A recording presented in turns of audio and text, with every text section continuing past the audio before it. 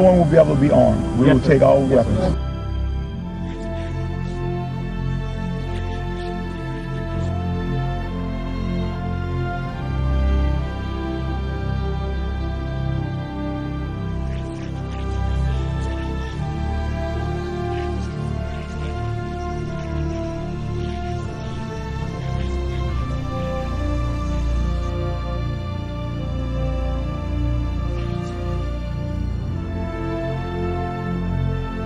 Every service member has an obligation, not just that they can refuse a legal order or an unlawful order. They have an obligation to.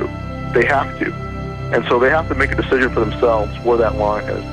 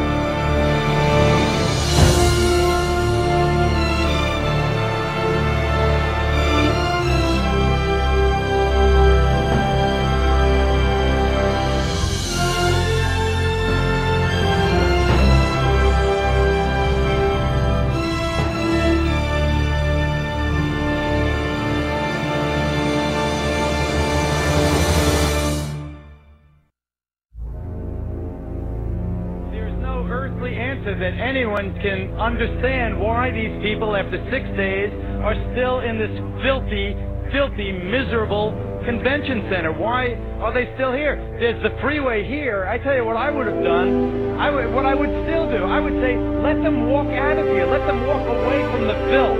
Let them walk away from the devastation. Let them walk away from the dead bodies in here. Let them walk out of there because I'm standing right above that convention center. And what they've done is they've locked them in there. The government said, you go here and you'll get help. Or you go in that Superdome and you'll get help. And they didn't get help. They got locked in there and they watched people being killed around them. And they watched people starving. And they watched elderly people not get any medicine. And now they know it's happening because we've been telling them repeatedly over and over every day. And you know what they're doing now? And I'm not blaming anyone. I'm telling you what's happening. They have set up a checkpoint at the bottom of this bridge. This is the bridge that takes you from New Orleans over into Gretna, from Orleans Parish into Jefferson's Parish. It's the only way out. It's the connection to the rest of the world. And they've set up a checkpoint, and anyone who walks up out of that city now is turned around. You are not allowed to go to Gretna, Louisiana from New Orleans, Louisiana. Over there, there's hope. Over there, there's electricity. Over there, there's food and water. But you cannot go from there to there. I think the government will not allow you to do it. It's a fact. I don't know, man. Let them walk out of here. Let them walk the hell out of here. Let them get on that interstate and walk out. We had Walmart deliver 3 trucks of water, trailer trucks of water. FEMA turned them back. They said we didn't need them. This was a week ago.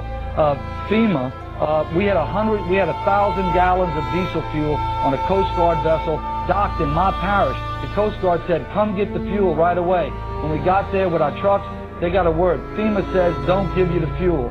Yesterday, FEMA comes in and cuts all of our emergency communication lines. They cut them without notice. Our sheriff, Harry Lee, goes back in, he reconnects the line, he posts armed guards on our line and says no one's getting... That's what we issued our declaration of 10 orders that we will not obey. And what those are designed to do is to get the troops thinking ahead of time about where the line in the sand is in advance. And that's what we're hearing in feedback from people in National Guard units is that in Katrina, that's kind of what happened, is the police and the military there, the National Guardsmen, were caught off guard and really hadn't thought about it in advance. Walking up and down these streets, you don't want to think about the stuff that you're going to have to do. Somebody pops around the corner. Let me shoot an American. Yeah. And what we're hearing is that it won't be the same way next time. There'll be more who will say, no, I'm not going to do that.